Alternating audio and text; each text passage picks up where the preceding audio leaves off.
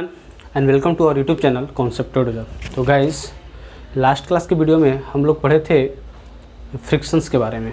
Theoretical concept almost हम लोग cover कर चुके थे और उसमें हम लोग फ्रिक्शंस क्या होता है, कॉज ऑफ फ्रिक्शंस क्या होता है, रफ सरफेस क्या होता है, स्मूथ सरफेस क्या होता है, इंटरलॉकिंग क्या होता है, इंटर बॉन्डिंग क्या होता है, ये सब सारे कॉन्सेप्ट हम लोगों ने सीखा था। टाइप्स ऑफ फ्रिक्शंस क्या होता है, स्टैटिक फ्रिक्शंस क्या होता है, काइनेटिक फ्रिक्शंस क्या होता है, स्टैटिक फ्रिक्शन का मैग्नीट्यूड क्या होता है, काइनेटिक फ्रिक्शन का मैग्नीट्यूड क्या होता है, स्टैटिक फ्रिक्शन का डायरेक्शन हम लोग कैसे फाइंड करते हैं, काइनेटिक फ्रिक्शन का डायरेक्शन हम लोग कैसे फाइंड करते हैं, ये सारे कॉन्सेप्ट हम लोगों ने सीखा था। आज हम लोग उस पर कुछ न्यूमेरिकल करने वाले हैं, बट बिफोर डैट मैं चाहता हूँ कि उसका एक रिकैप मैं आपको दे दूँ। ओके, तो चलो मैं शुरू करता हूँ। देखो, हम लोग सीखे थे सबसे पहले स्टैटिक फ्रिक्शन के बारे में। आज जो हम लोग को सबसे ज़्यादा ज़रूरत है वो दो चीज़ों की ज़रूरत है, फोर्स का मैग्नीट्यूड और उसकी डायरेक्शन। अगर दोनों चीज़ आता है तो हम लोग को फिर फोर्स इक्वेशन लिखना जानते हैं हम लोग। अगर न्यूटन लॉ पढ़े हैं तो फोर्स का इक्वेशन लिखना हम लोग आराम से जानते हैं। ओके, तो अगर हम लोग बात करें, मैं दो साइड लेता हूँ, एक साइड स्टैटिक फ्रिक्शन लिखता हूँ और दूसरा साइड काइनेटिक फ्रिक्शन लिखता हूँ। स्टैटिक फ्रिक्शन, ओके, और ये काइनेटिक फ्रिक्शन।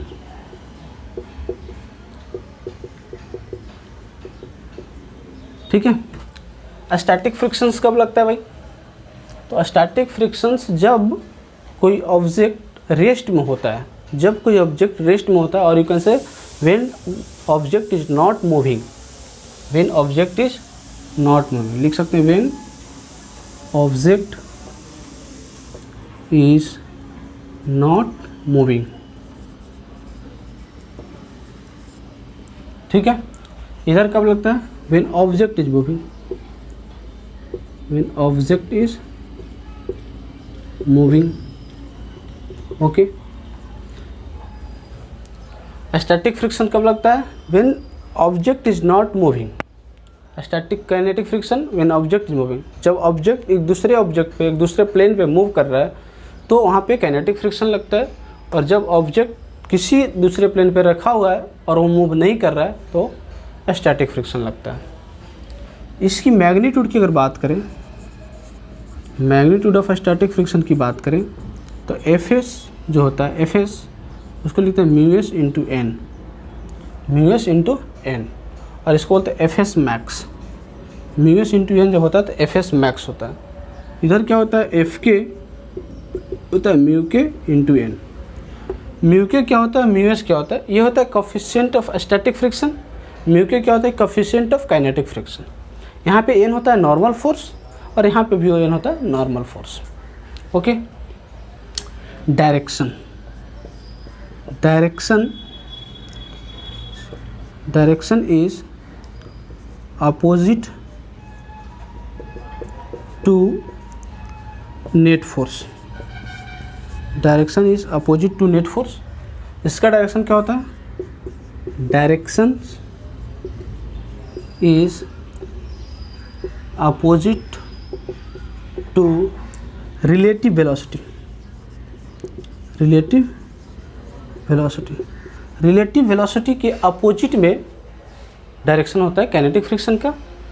स्टैटिक फ्रिक्शन का जो होता है direction opposite to net force होता है। ओके, ये चीज़ों को हम लोग ने लास्ट क्लास में सीखा था और इसी के आज हम कॉन्सेप्ट में यूज करने वाले हैं। ओके।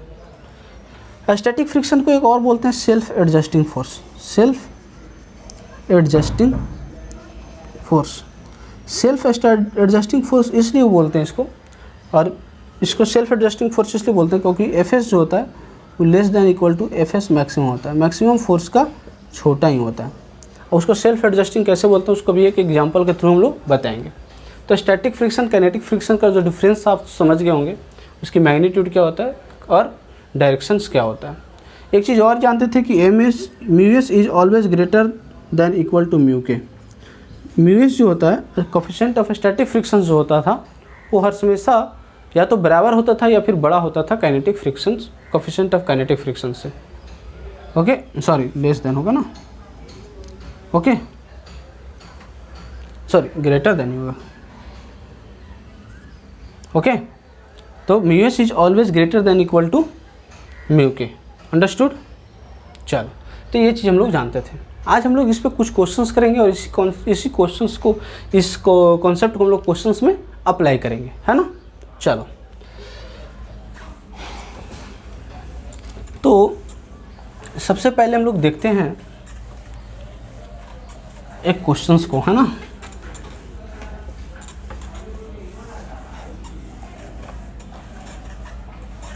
चलो भाई, क्या है, एक ब्लॉक है, 10 kg का ब्लॉक है, ठीक है। इस पे एक एक्सटर्नल फोर्स लगा रहा है, ओके। और यहाँ पे जो μs दिया हुआ है वो 0.5 दिया हुआ है, और जो μk दिया हुआ है वो 0.2 दिया हुआ है, ओके। F एक्सटर्नल दे रखा है ना। और फाइंड करना है, find acceleration and friction force, F small f, friction force, ठीक है। Find friction force, okay. चलो, मैं एक टेबल बनाता हूँ। F एक्सटर्नल को हम लोग वेरी करवाते हैं, एक्सेलरेशन निकालना है, फ्रिक्शन फोर्स निकालना है, ओके। हम लोग F एक्सटर्नल को वेरी करवा रहे हैं, फ्रिक्शन फोर्स निकालना है और एक्सेलरेशन निकालना है, ओके। देखो, ये Fs लिख लेते हैं और ये Fk लिख लेते हैं, ओके। देखो, अब अगर हम लोग सबसे पहले जब इस तरह का क्वेश्चंस रहे तो हम लोग को क्या करना है, सबसे पहले मैक्सिमम फ्रिक्शन ऑफ फोर्स निकालना है।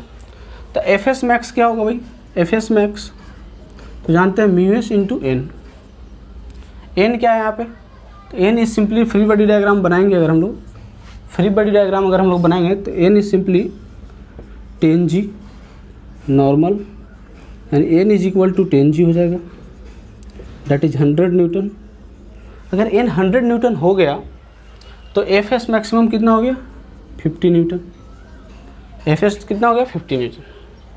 चलो, अब हम लोग देखते हैं क्या कि F एक्सटर्नल को अगर हम लोग दे देते हैं 20 न्यूटन। अगर F एक्सटर्नल को 20 न्यूटन देंगे तो क्या ये ब्लॉक मूव कर पाएगा, नहीं मूव कर पाएगा। क्यों नहीं मूव कर पाएगा, क्योंकि हम लोग को जो मैक्सिमम फ्रिक्शन जो यहाँ पे लग रहा है, मैक्सिमम फ्रिक्शन ऑफ फोर्स जो लग रहा है 50 न्यूटन है, और आप दे रहे हो कितना, 20 न्यूटन। अगर मान लो ये मेरे पास डायरी है, ये डायरी अगर है मेरे हाथ पे रखा हुआ है, अगर इसको मैं खींचूं तो मेरे हथेली और इस डायरी के बीच में कुछ फ्रिक्शन ऑफ फोर्स लग रहा है। अगर मैं ऐसे खींच रहा हूँ, अगर ये ब्लॉक नहीं मूव कर रहा है, ये डायरी मूव नहीं कर रहा है, इसका मतलब जो फ्रिक्शन ऑफ फोर्स जो लग रहा है वो ज़्यादा लग रहा है, मैक्सिमम फ्रिक्शन ऑफ फोर्स जो है वो ज़्यादा है मेरी फोर्स, जो मैं इस पर फोर्स अप्लाई कर रहा हूँ उसके कंपेरिजन में। तो मेरे को जब तक इस मैक्सिमम फ्रिक्शन ऑफ फोर्स जो इसके बीच में है, मेरी हथेली और ये डायरी के बीच में, उससे ज़्यादा जब तक मैं नहीं लगाता हूँ तब तक ये फोर्स, तब तक ये डायरी ही मतलब मूव नहीं करेगा। तो इसका मतलब क्या हुआ कि अभी जो 20 न्यूटन फोर्स अप्लाई कर रहे हैं, but maximum friction force 50 Newton है, इसलिए मूव नहीं करेगा, मतलब एक्सेलरेशन क्या होगा, 0 होगा। अगर एक्सेलरेशन 0 होगा तो बताओ स्टैटिक फ्रिक्शन ऑफ फोर्स कितना होगा। स्टैटिक फ्रिक्शन ऑफ फोर्स उतना ही होगा, क्योंकि मूव नहीं कर रहा है, तो कौन सा फ्रिक्शन ऑफ फोर्स लगेगा, स्टैटिक फ्रिक्शन ऑफ फोर्स लगेगा। अब स्टैटिक फ्रिक्शन ऑफ फोर्स लगेगा तो उसकी मैग्नीट्यूड क्या होगा, तो स्टैटिक फ्रिक्शन ऑफ का जो बताया था, Fs जो बताया था, is less than equal to बताया था Fs मैक्सिमम। तो Fs मैक्सिमम तो नहीं होगा, मतलब लेस होगा। तो लेस कितना होगा, तो लेस उतना ही होगा जो एक्सटर्नल फोर्स अप्लाई कर रहे हैं उसके बराबर ही होगा उसके अपोजिट साइड में। तो अप्लाई कितना कर रहे हैं, 20 न्यूटन, यानी कि जो फोर्स हो गया अपने पास 20 न्यूटन हो गया, स्टैटिक फ्रिक्शन ऑफ फोर्स हो गया 20 न्यूटन हो गया। क्या मैक्सिमम से कम है या नहीं है, 20 न्यूटन जो है मैक्सिमम फ्रिक्शन ऑफ फोर्स से कम है या नहीं है, तो बिल्कुल है। काइनेटिक फ्रिक्शन कितना है, तो काइनेटिक फ्रिक्शन अभी 0 है। काइनेटिक फ्रिक्शन ऑफ फोर्स क्या है, 0 है। देखो मूव नहीं कर रहा है तो काइनेटिक फ्रिक्शन ऑफ फोर्स 0 है, ठीक है। अब मैं क्या करता हूँ, 40 न्यूटन ले लेता हूँ। क्या मैं 40 न्यूटन लिया तो ब्लॉक मूव कर पाया, अभी भी ब्लॉक मूव नहीं कर पा रहा है। क्यों नहीं कर पा रहा है, क्योंकि मैक्सिमम फ्रिक्शन ऑफ फोर्स जो अपने पास है वो 50 न्यूटन का है, और हम अप्लाई कितना कर रहे हैं, 40 न्यूटन अप्लाई कर रहे हैं। इसका मतलब अभी भी मूव नहीं करेगा। तो अगर अभी भी मूव नहीं कर रहा है, इसका मतलब फ्रिक्शन ऑफ फोर्स कितना है, 40 न्यूटन।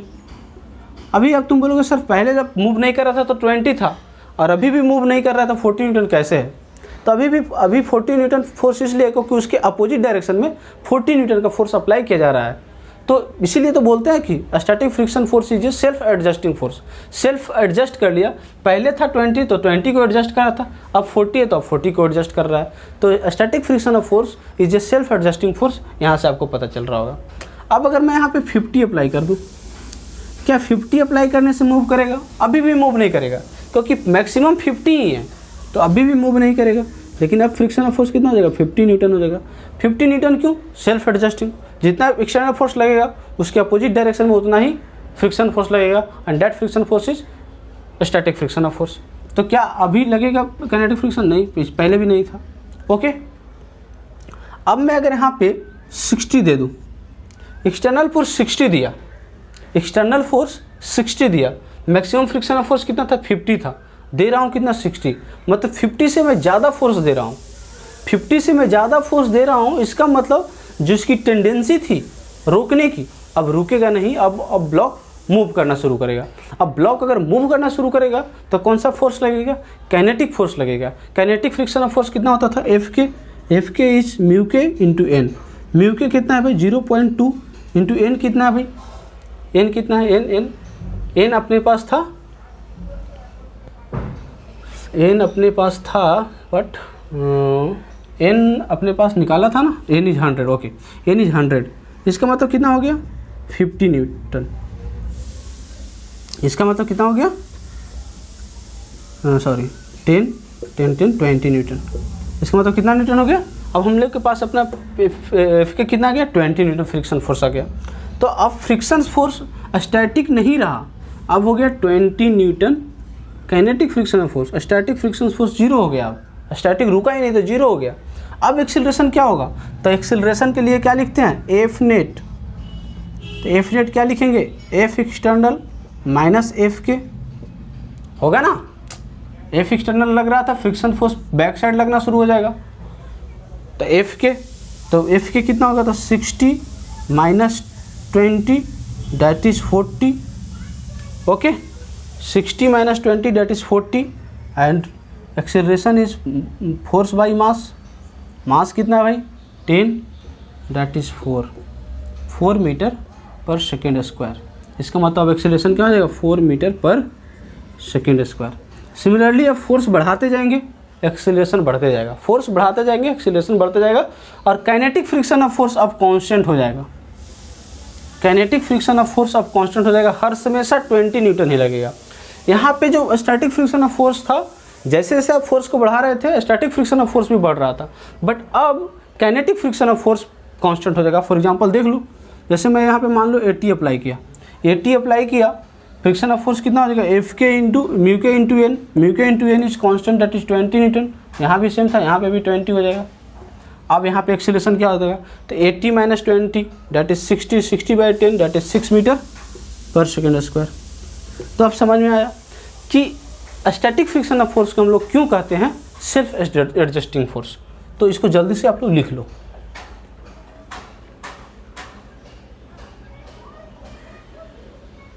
चलो अब नेक्स्ट क्वेश्चन करते हैं। ओके, देखो भाई नेक्स्ट क्वेश्चन, ये समझ में आया? ये क्वेश्चन ये समझ में आया? मस्त कॉन्सेप्ट था कि स्टैटिक फ्रिक्शन फोर्स कब तक लगेगा, कितना लगेगा, है ना?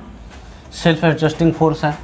इसका मतलब फिर जब भी स्टैटिक फ्रिक्शन की बात है तो ध्यान से यूज करना है फार्मूला, ये नहीं कि एफ एस मैक्सिमम यूज कर दे। मैक्सिमम फ्रिक्शन फोर्स कब यूज करते हैं? जब चेक करना रहता है कि हाँ ये मूव करने वाला है या नहीं मूव करना है। मैक्सिमम फ्रिक्शन फोर्स सिर्फ और सिर्फ हम लोग चेक करने के लिए यूज करते हैं। स्टैटिक फ्रिक्शन अगर मेरे को निकालना रहेगा तो एक्सटर्नल फोर्स हम लोग देखेंगे, एक्सटर्नल फोर्स के बराबर होगा स्टैटिक फ्रिक्शन फोर्स जब तक ब्लॉक मूव नहीं कर रहा होगा। ठीक है, तो इस तरीके से लिख सकते हो स्टार्ट मार्कर पॉइंट कि F friction is equal to F external. कब तक? जबकि ब्लॉक मूव नहीं कर रहा है, मूव नहीं कर रहा है। और इसका मतलब ये भी लिख सकते हैं, ये लिख सकते हैं F external is equal to F S but less than equal to F S maximum. ये ध्यान रखना, F external is equal to F S less than equal to F S maximum. Okay, तो ये होता है स्टैटिक फ्रिक्शन ऑफ फोर्स। चलो एक question मैं लेता हूँ, बहुत अच्छा क्वेश्चन है। ये क्वेश्चन जेईई मेंस में पूछ चुका है एक बार, तो ये अच्छा क्वेश्चन है, ये आपको क्वेश्चन सो करना है। ओके, क्वेश्चन ये है, क्वेश्चन है एक वॉल है, ठीक है, और ये ब्लॉक रखा हुआ है। ब्लॉक का मास 3 kg है, ब्लॉक का मास 3 kg है। इधर से एक फोर्स अप्लाई किया जा रहा है 100 न्यूटन का, और एक इनटू द प्लेन इस तरीके से एक फोर्स अप्लाई किया जा रहा है, डैट इज ऑफ 40 न्यूटन। ठीक है, ये दोनों सरफेस के जो बीच का जो कोफिशिएंट ऑफ फ्रिक्शन है डैट इज 0.5। क्वेश्चन में फाइंड करना है, find contact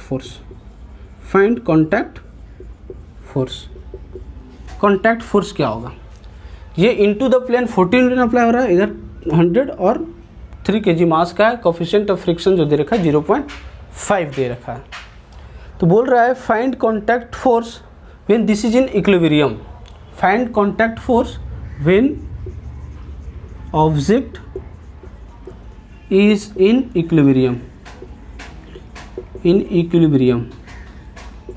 when the object is in equilibrium, object जो है इक्विलिब्रियम में है। ठीक है, चलो भाई फाइंड करते हैं। अब देखो ये जो फोर्स है, ध्यान से देखना इस चीज़ को, ये जो फोर्स है जो इनटू द प्लेन है, इनटू द प्लेन जो है वो हम लोग 3D में इमेजिन करना पड़ेगा। एक इधर से फोर्स है, एक इधर से फोर्स है, और अगर देखोगे तो एक mg फोर्स लग रहा है ना, मास का जो फोर्स लग रहा है mg नीचे इस डायरेक्शन में। ओके, तो एक इनटू द प्लेन है, एक इस डायरेक्शन में है फोर्स, और एक ग्राउंडेड है। देखो सभी पेन का जो भी पेन है वो सभी पेन का देखोगे तुम तो जो कवर, जो पेन का जो ऊपर वाले कवर है वो डायरेक्शन अगर डिनोट कर रहा है, तो ये फोर्स जो है 40 न्यूटन का है, ये 100 न्यूटन का, और ये 10 mg वाले फोर्स है, फोर्स ड्यू टू ग्रेविटी। तो अब हम लोग को इस क्वेश्चन को करना है, तो हम लोग को क्या करते हैं, इस क्वेश्चन को, इस प्लेन को हम लोग पलटते हैं और ऐसे मूव करवा देते हैं, इस तरीके से मूव करवा देते हैं। तो इस तरीके से जब मूव करेंगे तो 30 kg तो नीचे ही लग रहा है, और ये इस प्लेन में हो जाएगा और ये बाहर हो जाएगा। तो देखो ये 100 न्यूटन था, तो क्या किया हम लोग, इसको 90 डिग्री से रोटेट किए, तो ये इधर आ गया, ये इनटू द प्लेन चला गया। इसका मतलब हम लोग अगर बनाएंगे तो ब्लॉक का जो होगा इस पर फोर्स लगेगा, इधर कितना 90 डिग्री रोटेट करूँगा तो ये 40 न्यूटन का फोर्स लगेगा, इधर कितना हो जाएगा 30 न्यूटन का फोर्स लगेगा, और ये इनटू द प्लेन जो है वो 100 न्यूटन है। ठीक है, हम लोग को चाहिए क्या, कॉन्टैक्ट फोर्स। तो ये 40 और ये 30, तो दोनों के बीच का जो रिजल्टेंट होगा, वो कितना होगा 50 न्यूटन। और इसी के 50 न्यूटन के जो ठीक इसके अपोजिट होगा, ये कॉन्टैक्ट फोर्स के ठीक जो अपोजिट होगा वो फ्रिक्शन फोर्स लग रहा होगा, और यही फ्रिक्शन फोर्स क्या है, एफ क्या है 50 Newton is a contact force. ये 50 न्यूटन क्या है, कॉन्टैक्ट फोर्स है। तो ये सिंपल सा क्वेश्चन था जो कि जेईई मेंस में पूछा गया है। ओके, चलो अब देखो हम लोग जो प्रॉब्लम हम लोग डिस्कस करने वाले थे, वो किस तरीके से डिस्कस करने वाले थे कि हम लोग पहले एक ब्लॉक लिए, उसके बारे में डिस्कशन किए कि हाँ भाई उस पर फ्रिक्शन फोर्स किस डायरेक्शन में लग रहा है, कैसे लग रहा है ऐसे। फिर उसके बाद एक और ब्लॉक लिए। अब हम जो लेने वाले हैं, एक ब्लॉक लेंगे और एक इंक्लाइंड प्लेन पे लेंगे, एक ब्लॉक लेंगे और उसके बाद एक इंक्लाइंड प्लेन पे लेंगे ब्लॉक। तो क्या करते हैं, एक क्वेश्चन लेते हैं। क्वेश्चन, एक इंक्लाइंड प्लेन है थीटा, इस पे एक ब्लॉक है जिसका मास m है। ठीक है, एक ब्लॉक है जिसका मास m है, और इसका यहाँ पे जो कोफिशिएंट ऑफ फ्रिक्शंस जो है वो मान लेता हूँ म्यू। बोल रहा है find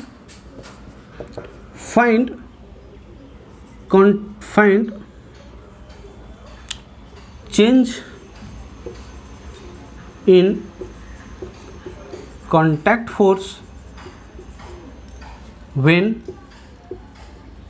theta change from 0 degree to 90 degree. जब थीटा को 0 से 90 डिग्री चेंज करवाएंगे तो पूछ रहा है कि कॉन्टैक्ट फोर्स में चेंज बताओ। Find the change in contact force when theta change from, या theta moves from 0 to 90 degree. Okay, तो पूछ रहा है ये क्वेश्चन। अब हम लोग सबसे पहले क्या करते हैं, फ्री बॉडी डायग्राम बना लेते हैं।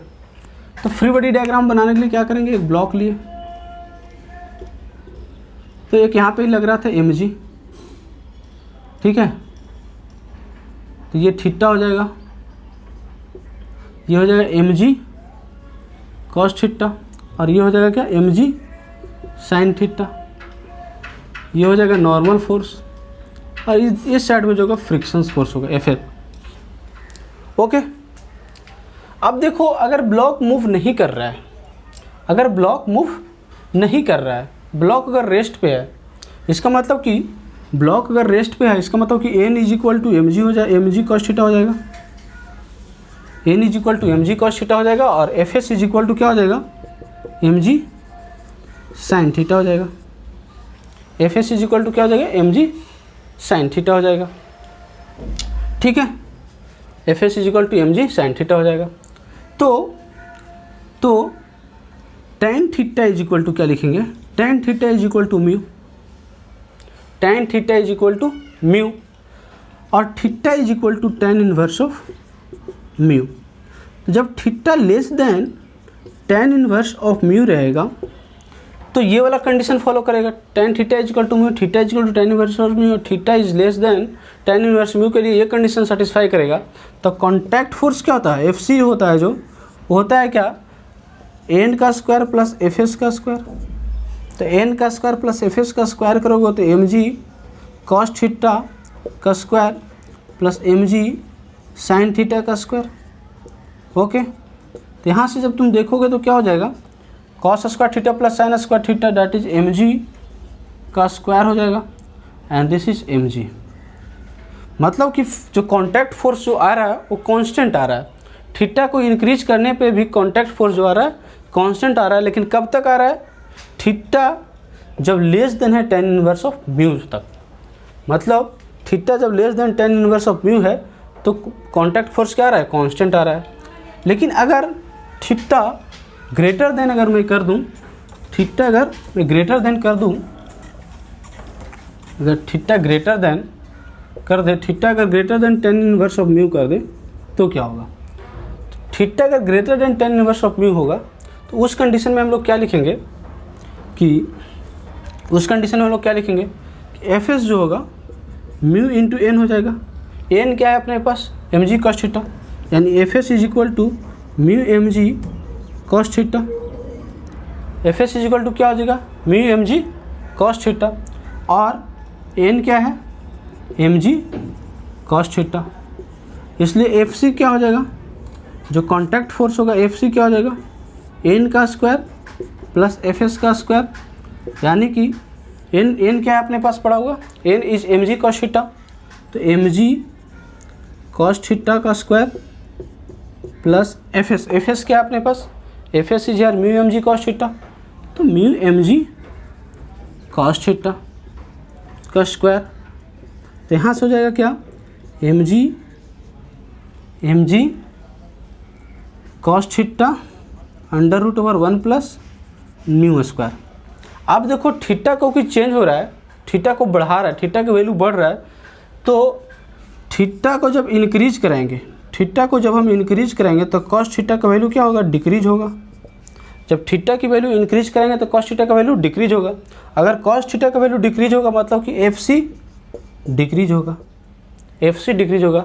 मतलब इसका आंसर ये होगा, मतलब जो क्वेश्चन था find change in contact force when theta change from 0 to 90 degree, इसका मतलब क्या हुआ कि दो आंसर हुआ। फर्स्ट तो ये हुआ कि जब theta less than tan inverse of mu था, जब theta less than tan inverse of mu था तो कॉन्टैक्ट फोर्स जो था वो कांस्टेंट था और वो कितना था, mg।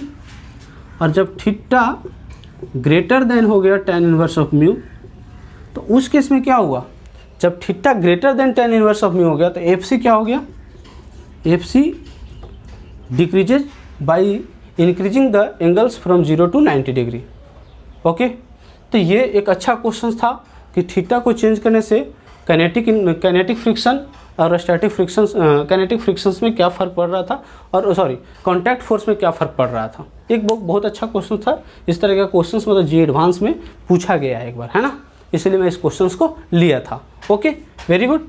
चलो भाई, ये एक अच्छा क्वेश्चन था। तो मैंने क्या किया, एक ब्लॉक लिया था, ब्लॉक के बारे में डिस्कशन किया, एक वर्टिकल ब्लॉक और वॉल का कॉन्सेप्ट लिया, उस पर क्वेश्चन किया, एक इंक्लाइंड प्लेन और एक ब्लॉक पे क्वेश्चन किया। अब मैं बढ़ता हूँ टू ब्लॉक सिस्टम्स पे। अब मैं बढ़ता हूँ किस पे, टू ब्लॉक सिस्टम्स पे। चलो भाई, टू ब्लॉक सिस्टम्स पे जो होगा क्वेश्चंस, मैं उस पर आप लोग को मैं बताऊंगा कि किस तरीके से फ्रिक्शन फोर्स का डायरेक्शन फाइंड किया जाता है। उस पर क्वेश्चंस जो मैं अधिकांश जो मैं क्वेश्चंस बताऊंगा फ्रिक्शन फोर्स का डायरेक्शन फाइंड करना। ओके, तो उसको ध्यान से देखना है, बाकी क्वेश्चंस उसका अपने आप बन जाएगा। ओके, चलो क्वेश्चंस ये है, क्वेश्चन ये है, दो ब्लॉक है,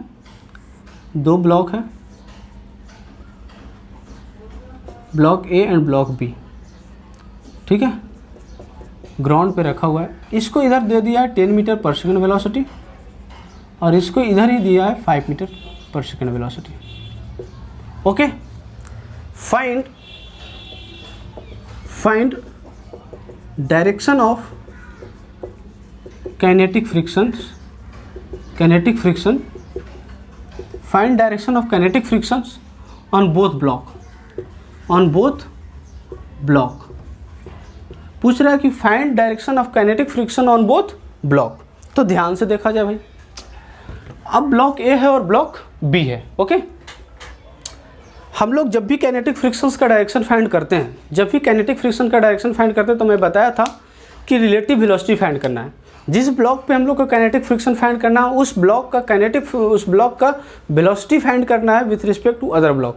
जैसे मेरे को मान लो ए ब्लॉक पे फाइंड करना है, मेरे को ए ब्लॉक पे फाइंड करना है कि ए ब्लॉक पे फ्रिक्शन फोर्स किधर लग रहा होगा, तो मैं क्या करूँगा, कॉन्टैक्ट सरफेस क्या है ए और बी के बीच में, अगर कॉन्टैक्ट सरफेस है, इसका मतलब ए और बी के बीच का रिलेटिव वेलोसिटी मैं निकालूंगा और बताऊंगा कि रिलेटिव वेलोसिटी जो होगा उसके अपोजिट साइड में काइनेटिक फ्रिक्शन फोर्स लगेगा। तो मैं निकाल लेता हूँ relative velocity of A with respect to B, मैं इस डायरेक्शन को पॉजिटिव वेलोसिटी लूँगा, ठीक है। Relative velocity of A with respect to B, A का relative velocity respect to B क्या होगा, तो ए का 5 माइनस ऑफ 10 यानी कि -5 metre per second. -5 metre per second क्या बता रहा है, इस डायरेक्शन में जो जा रहा था उसको पॉजिटिव लिए थे, माइनस साइन इंडिकेट्स दे रहा है कि relative velocity of A with respect to B जो है इस डायरेक्शन में, वेलोसिटी जो इसका है ए का जो है इस डायरेक्शन में, यानी कि इस पर फ्रिक्शन ऑफ फोर्स जो लगेगा इस डायरेक्शन में लगेगा। ए पे अगर फ्रिक्शन इधर लगा तो बी पे फ्रिक्शन किधर लगेगा, ए पे फ्रिक्शन अगर इधर लगा तो बी पे फ्रिक्शन इसके अपोजिट लगेंगे F1। अब ग्राउंड एक कॉन्टैक्ट सरफेस ए और बी कॉन्टैक्ट सरफेस को तो देख लिया, ग्राउंड और ब्लॉक बी का कॉन्टैक्ट सरफेस देखें तो ग्राउंड और ब्लॉक बी का कॉन्टैक्ट सरफेस के बीच में देखने का कि फ्रिक्शंस किधर लग रहा है, तो हम लोग क्या निकालेंगे, velocity of B with respect to ground, तो velocity of B minus velocity of ground, तो वेलोसिटी ऑफ बी कितना है, इस डायरेक्शन में पॉजिटिव ले रहे हैं तो 10 minus of 0 that is 10 metre per second. अब 10 मीटर पर सेकेंड जो आ रहा है पॉजिटिव आ रहा है, इसका मतलब ब्लॉक बी जो है इस साइड मूव करना चाह रहा है। अब ब्लॉक बी उस साइड मूव करना चाहेगा तो फ्रिक्शन अपोज करेगा किस डायरेक्शन में, उसके अपोजिट डायरेक्शन में। अपोजिट डायरेक्शन इसका किधर है, इधर है, यानी इस पे जो फ्रिक्शन ऑफ फोर्स लग रहा होगा F2। अब ग्राउंड पे फ्रिक्शन ऑफ फोर्स किधर लग रहा होगा, तो ग्राउंड पे फ्रिक्शन ऑफ फोर्स लग रहा होगा इस डायरेक्शन में F2, इक्वल मैग्नीट्यूड का फ्रिक्शन ऑफ फोर्स लग रहा है। देखो तो अभी हम लोग क्या किए, इसमें बेसिकली सिर्फ क्या किए, डायरेक्शन फाइंड किए कि देखो डायरेक्शन ए पे किधर फ्रिक्शन ऑफ फोर्स लग रहा था, ए पे फ्रिक्शन ऑफ फोर्स F1 लग रहा था इस डायरेक्शन में, बी पे फ्रिक्शन ऑफ फोर्स, दो फ्रिक्शन ऑफ फोर्स लग रहा है, एक की वजह से लग रहा है F1, एक ग्राउंड की वजह से लग रहा है F2। समझ में आया। तो अगर आपको डायरेक्शन फाइंड करना आ गया तो फिर फोर्स इक्वेशन लिखना तो आता ही है, आराम से फोर्स इक्वेशन लिखा जा सकता है। अभी जैसे हम लोग ने देखा 2 ब्लॉक को, अब मैं ब्लॉक्स बढ़ाता हूँ, चलो मैं अब 3 ब्लॉक ले लेता हूँ, ठीक है, समझ में आ रहा है। अब मैं 3 ब्लॉक लेता हूँ,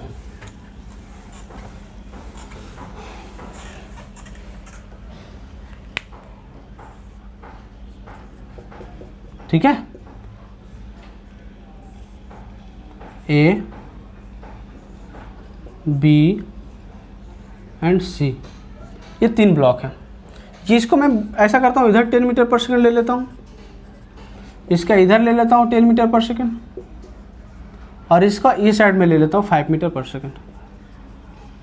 ओके, अब जो क्वेश्चन लास्ट में था वही यहाँ पे करना है। Find the direction of kinetic friction of force on all the blocks, on all the blocks. एक एक ब्लॉक पे हमको काइनेटिक फ्रिक्शन ऑफ फोर्स निकालना है। तो सी की अगर हम बात करें तो सी पे देखो क्या हो रहा है भाई। तो हम लोग को जब भी डायरेक्शन निकालना रहता है किसी पे, तो हम लोग क्या करते हैं, उसका कॉन्टैक्ट सरफेस देखते हैं। सी किसके साथ कॉन्टैक्ट में, बी के साथ कॉन्टैक्ट में है, तो हम लोग को क्या निकालना है, velocity of C with respect to B.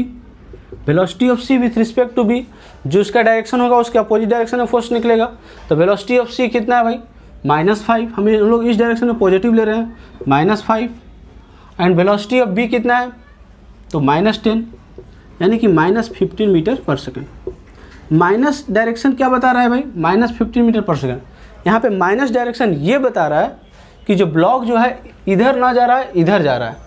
अगर ब्लॉक इधर जाना चाह रहा है, इसका मतलब इस पर फ्रिक्शन ऑफ फोर्स किधर लगेगा, इस डायरेक्शन में लगेगा, F1। बोलो लगेगा कि नहीं लगेगा। अब ब्लॉक बी को देखते हैं, ब्लॉक बी को देखते हैं। तो ब्लॉक बी किसके किसके साथ कॉन्टैक्ट में है, ब्लॉक बी सी के साथ कॉन्टैक्ट में, ब्लॉक ए के साथ कॉन्टैक्ट में। तो सी के साथ कॉन्टैक्ट में तो अभी भी निकाला है। अगर F1 इस पे इधर लग रहा है तो बी पे F1 किधर लग रहा होगा, इस डायरेक्शन में लग रहा होगा। अब निकालते हैं velocity of block B with respect to block A. तो हम लोग क्या लिखेंगे, velocity of B minus of velocity of A. Velocity of B कितना है, 10 मीटर पर सेकेंड, और ए कितना है, माइनस माइनस +5। +5 क्यों किए, क्योंकि माइनस ऑफ -5 इस +5, यानी +15 metre per second. +15 metre per second क्या बता रहा है कि ब्लॉक जो है, बी ब्लॉक जो है इधर जाना चाह रहा है, इस डायरेक्शन में जाना चाह रहा है। अब ब्लॉक इस डायरेक्शन में जाना चाह रहा है, इसका मतलब फ्रिक्शन फोर्स उस पर किधर लगेगा, उस पर अपोजिट फ्रिक्शन ऑफ फोर्स लगेगा, यानी F2। समझ में आ रहा है। अब अगर ए ब्लॉक का देखें, ब्लॉक ए का देखें अगर हम लोग, तो ब्लॉक ए किसके किसके साथ कांटेक्ट में, बी के साथ कांटेक्ट में, और एक बी के साथ कांटेक्ट में और ग्राउंड के साथ कांटेक्ट में। तो जो बी के साथ कांटेक्ट में उसकी वजह से फ्रिक्शन फोर्स किधर लगेगा, F2 इस पे इधर लग रहा था, तो ए पे किधर लगेगा, इधर लगेगा। अब velocity of A with respect to ground निकाल दो।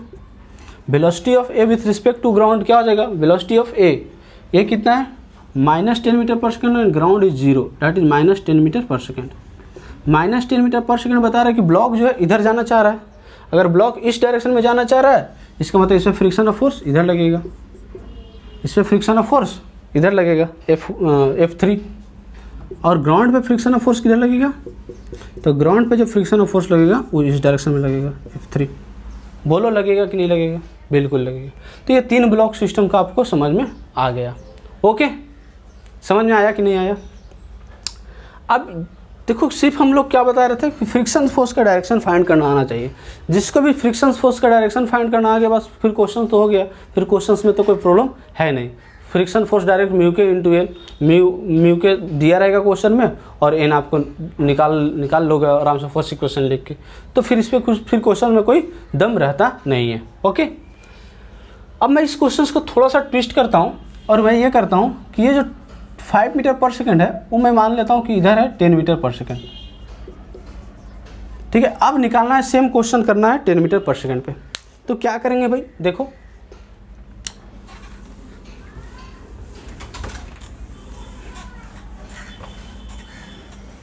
क्या करेंगे, देखो हम लोग को सी पे निकालना है, ब्लॉक सी पे। तो ब्लॉक सी पे निकालना तो क्या लिखेंगे हम लोग, velocity of C with respect to B.